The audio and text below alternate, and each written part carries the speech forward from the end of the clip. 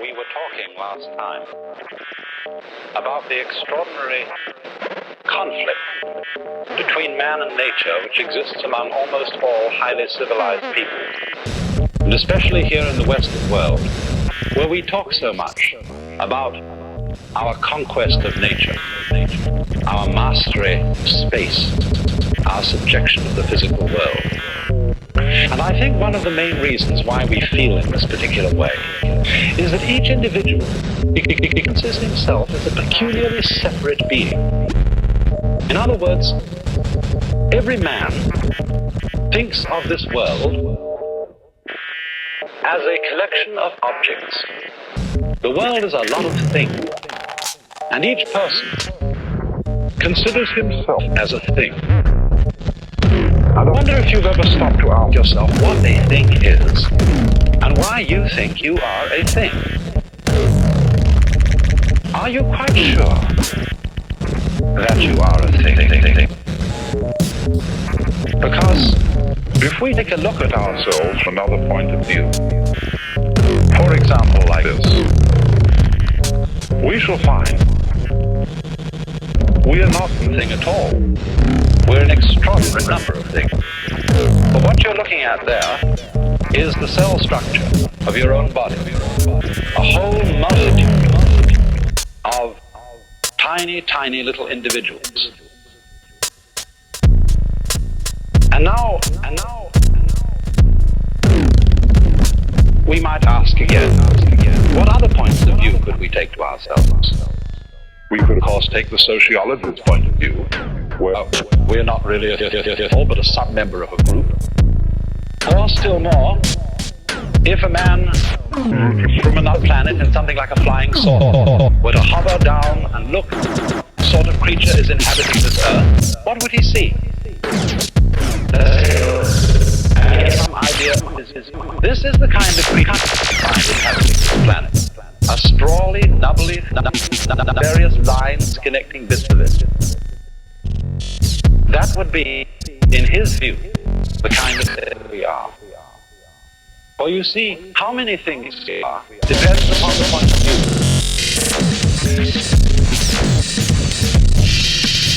Every point of view that we take, the point of view of the cells, the point of view of the man hovering about the earth in a flying plane, is a correct point of view. And according to the way in which we look, so we divide the things of the world. You see, it's interesting, isn't it, that the word thing is very light. Because by breaking down our world into things is the way in which we think about it. We break down what we call the material world into objects. And those objects, the kind of words, the world of action, we break into events.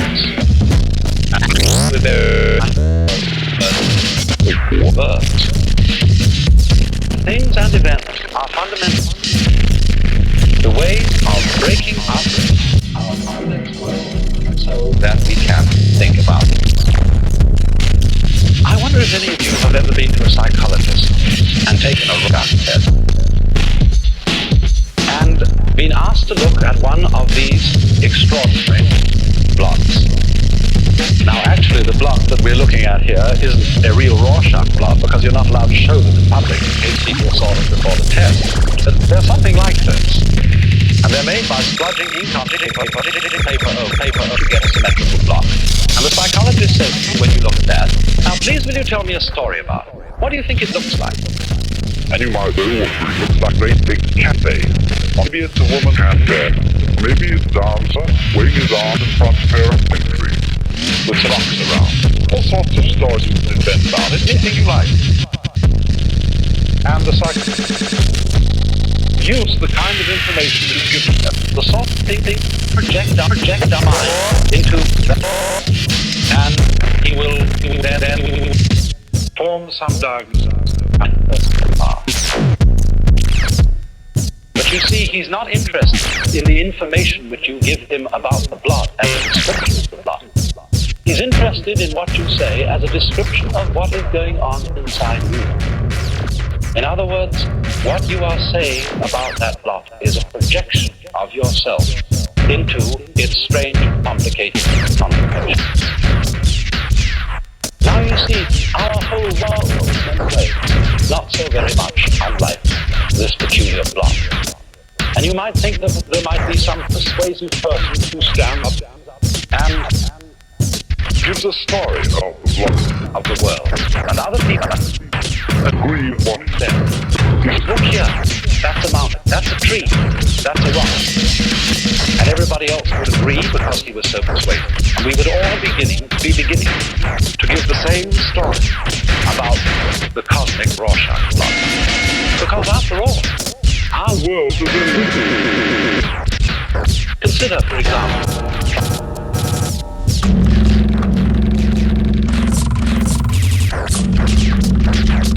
or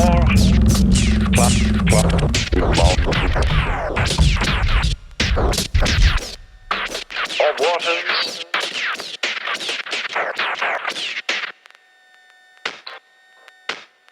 or stars. All the world is a wiggly affair. Not at all unlike that blot we were looking at. And we have to find out ways of making sense of it. Perhaps one of the things that one of the strangest, the most difficult to understand things that men first make sense, this kind of Rorschach blot interpretation way, were the stars and heaven. And one of the ways in which they did this was to predict the skies.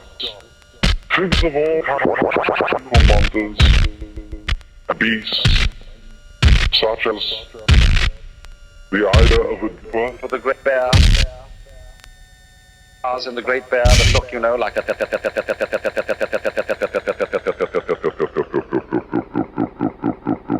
kind.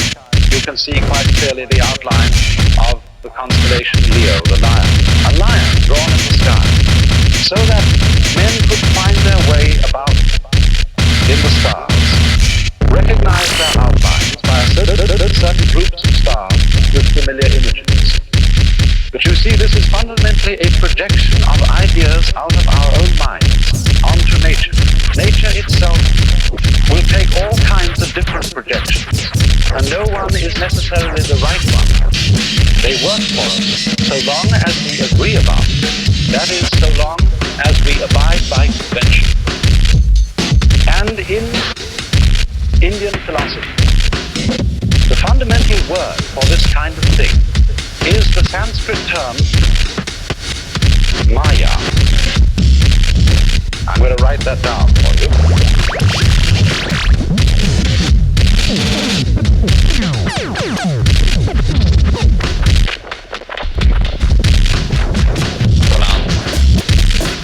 Maya. And this word comes from a root in the Sanskrit language. Ma.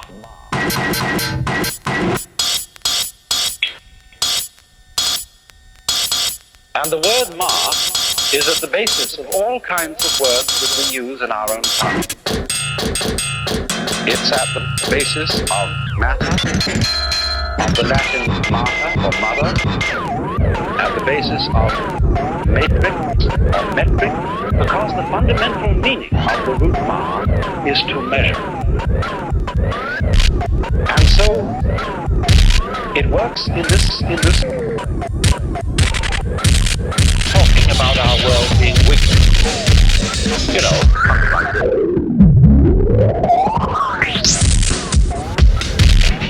that is the typical sort of shape that we're having to deal with all the time. And I think you'll see at once that a shape like that is extraordinarily difficult to talk about.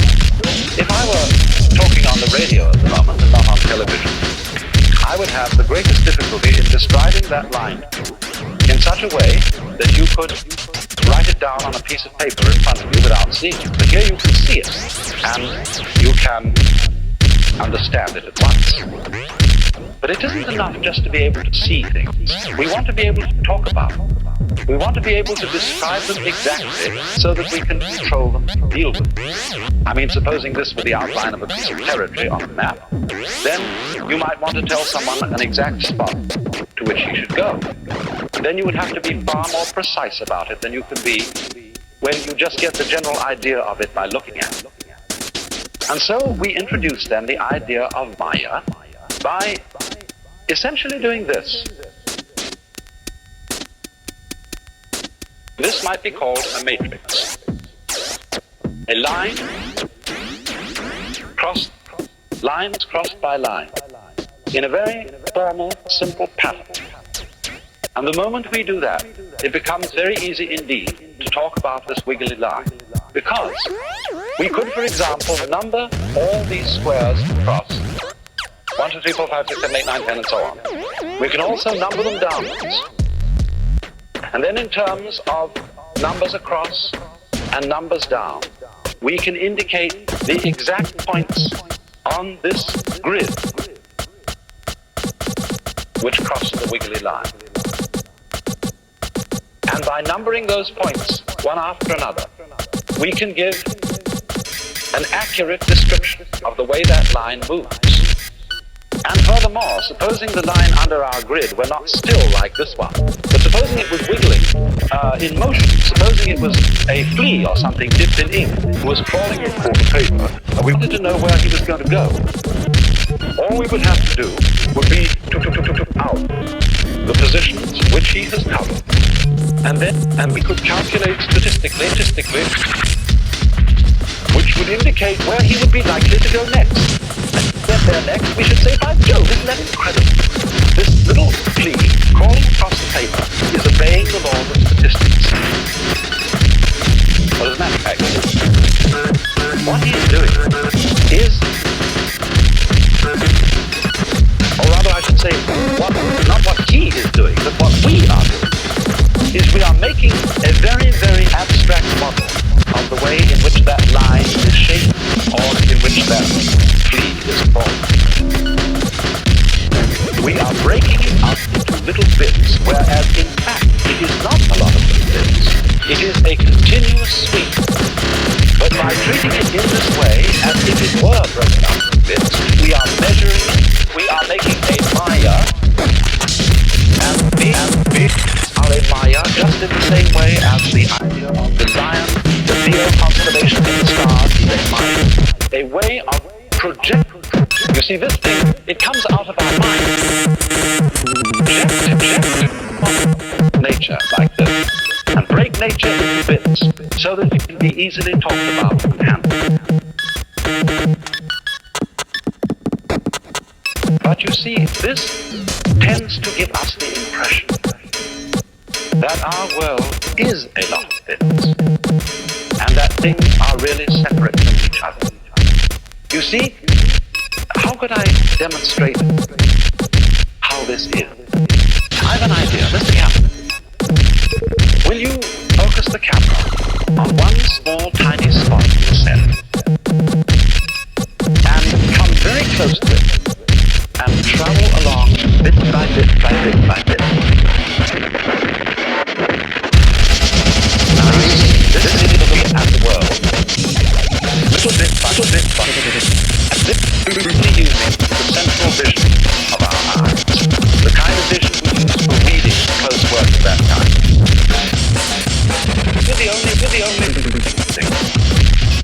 It would be very difficult to make because we would see everything in series, bit up. But we are also able to enlarge the view and hit everything at once in a single sweep.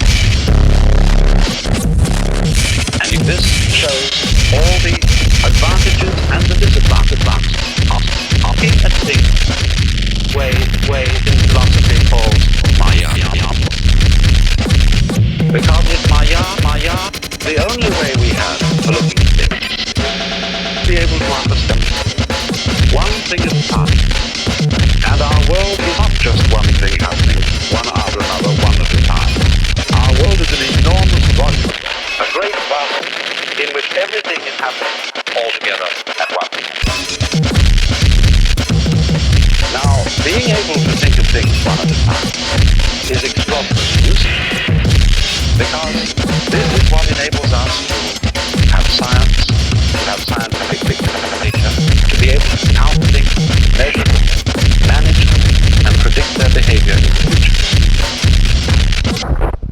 It is implied in one way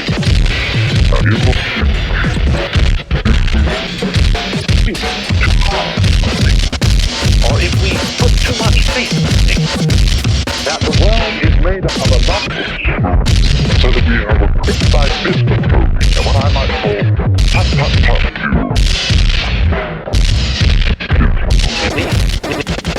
things down, things and classify. But the moment it gives us the impression that these little bits into which we have divided the world are really and in nature separate from each other, we get it. Now how do we know that divided things are really separate? Look, for example, how can you make out the outline of my body? Isn't it because there is a contrast between the background behind and my figure? You know where the background ends and I begin, and so you are able to see me. But now what happens if the background vanishes and disappears? And I would no longer be there, but the figure in the ground instead would be my body. In order to see me, you would have to see a background along with me. And so, if we go back and look again at the whole thing, then we can see once again.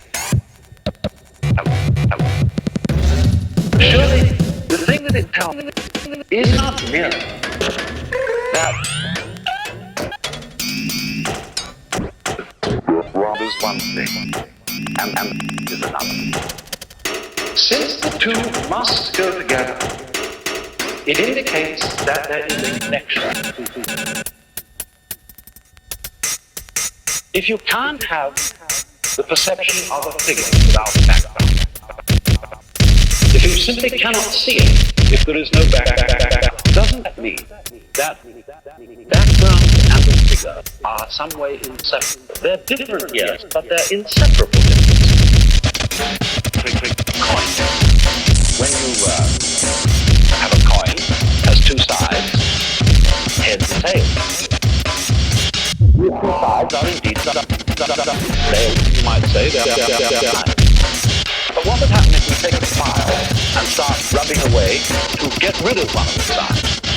Well, we would rub and rub and rub, and when we finally got rid of the side, the other side would have vanished too, because the two sides of the coin go together. Yes, they are different. They are also separate.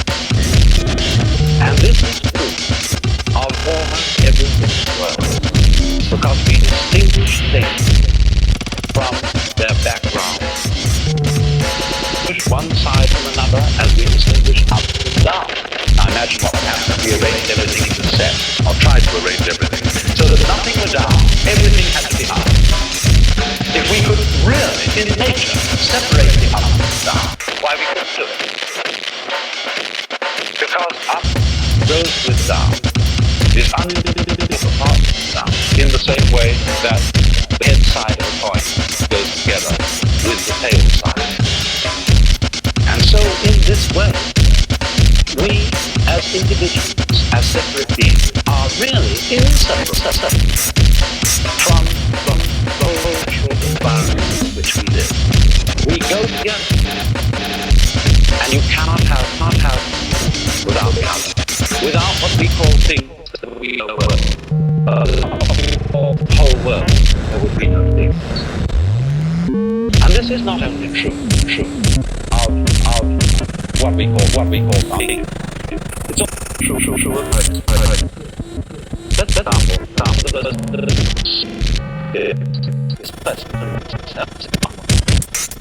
now, a great many people are the whole of their lives to have pleasure, to get rid.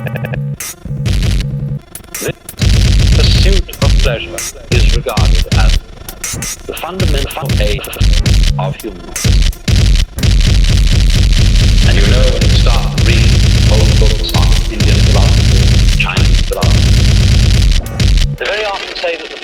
man must understand is to give up pursuit of pleasure. And people who read these things think that these are very, right, Puritans, a sour attitude to life, who burnt their fingers in the game of the pursuit of pleasure and say, well, let's not get more.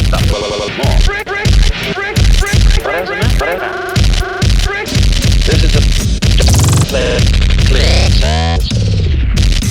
this is the thing. You cannot have up without down. You give a figure without a figure. And in the same way exactly, you cannot experience pleasure unless there is something which you must. You know what happens when a person longs to make a great deal of money all his life. And finally he gets $1 million. He thinks this is the answer. Well, it's fine, just in the moment of transition, while he is going from poverty to riches. When he had his $1 million for a few months, and he begins to feel just live near a tannery or near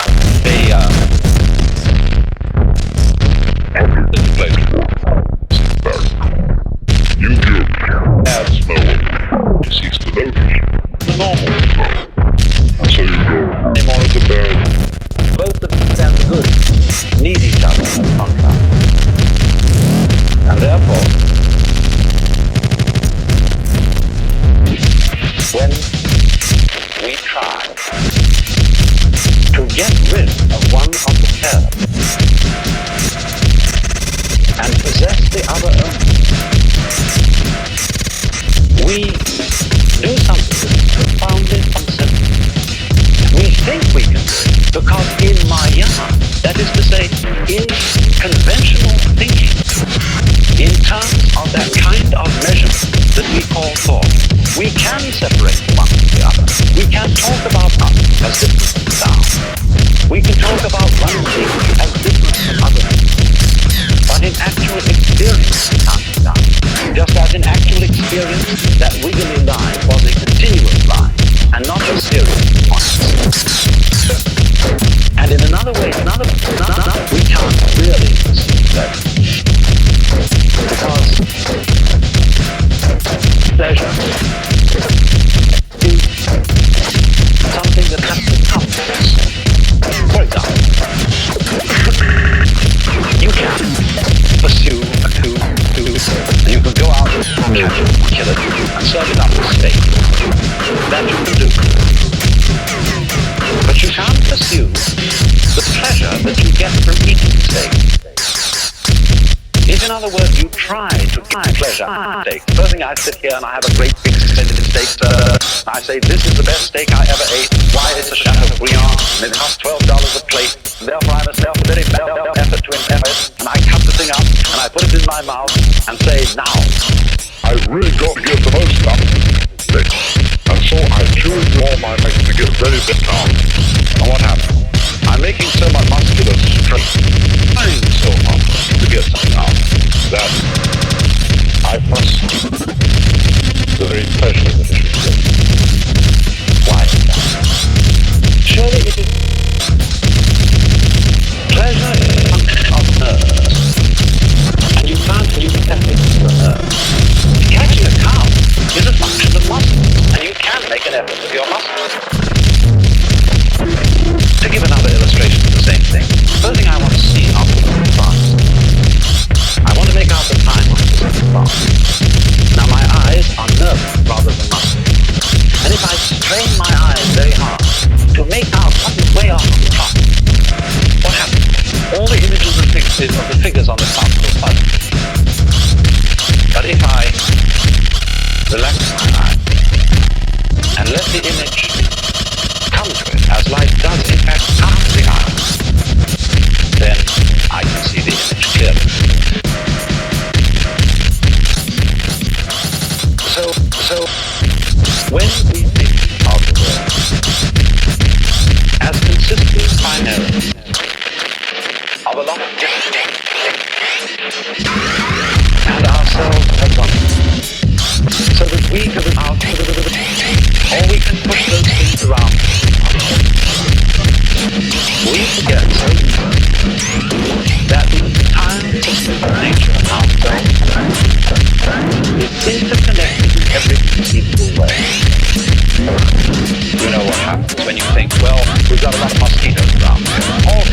insects, but let's get rid of them. So we bring in the DDT and we send an aeroplane over, spray the whole surrounding territory with DDT.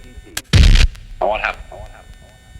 Suddenly we find that other insects or other pests, which those insects we destroyed were feeding upon, multiply, increase, and we have new problems.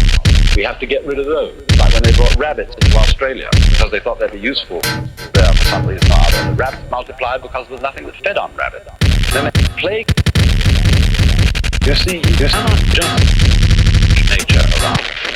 You cannot regard it as something to be attacked so that you have this